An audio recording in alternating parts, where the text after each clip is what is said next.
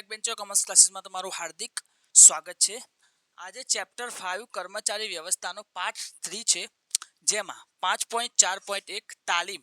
તેનું મહત્વ 5.4.1.2 મહત્વ આપણે કહાની થ્રુ ભણીશું। ઓકે, તો તેની કહાની શું છે કે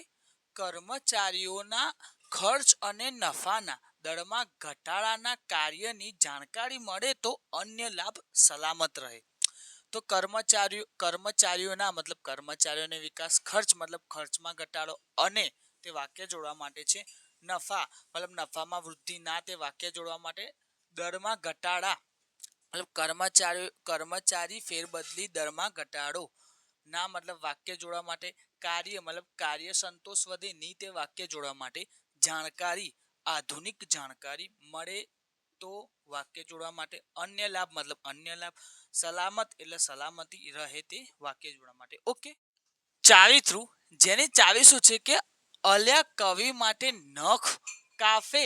એ સજા છે। ઓકે, અ મતલબ અન્ય લાભ, લ્યા તે વાક્ય જોડવા માટે ક મતલબ કર્મચારીઓનો વિકાસ, ક અને વી મતલબ વિકાસ એટલે કર્મચારીઓનો વિકાસ માટે તે વાક્ય જોડવા માટે, ન તે નફામાં વૃદ્ધિ, ખ મતલબ ખર્ચમાં ઘટાડો, કા મતલબ કાર્ય સંતોષ વધે, ફે મતલબ ફેરબદલી અને આગળ યાદ રાખી લો કર્મચારી ફેરબદલી દરમાં ઘટાડો એ તે વાક્ય જોડવા માટે, સ મતલબ સલામતી, જા મતલબ જાણકારી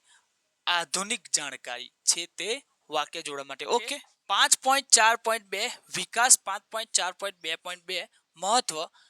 કહાની થ્રુ જેની કહાની શું છે કે નવા ટેકનિકલ એકમોનો વિકાસ એ અસરકારક સાધનોની સમસ્યા છે માટે વિકાસના કાર્યમાં ઘટાડો કરે છે। ઓકે, તો નવા મતલબ નવા સંશોધનો અને ખ્યાલોની સુસજ્જ રાખવા, ટેકનિકલ મતલબ ટેકનિકલ જ્ઞાનમાં વધારો, એકમોનો વિકાસ મતલબ એકમોનો વિકાસ એ તે વાક્ય જોડવા માટે છે અસરકારક મતલબ અસરકારક નિરીક્ષણ, સાધનો મતલબ સાધનોનો મહત્વ ઉપયોગ ને તે વાક્ય જોડવા માટે, સમસ્યાઓનો ઉકેલ છે માટે વાક્ય જોડવા માટે,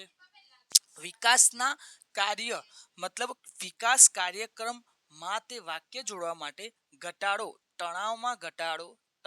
ઘટાડો કરે છે તે વાક્ય જોડવા માટે। ઓકે, ચાવી થ્રુ જેની ચાવી છે 21/7/10 ની વાત છે મતલબ 21/7/10 તારીખ યાદ રાખી લો। એક મતલબ એકમોની વિકાસ, વી મતલબ વિકાસ કાર્યક્રમ,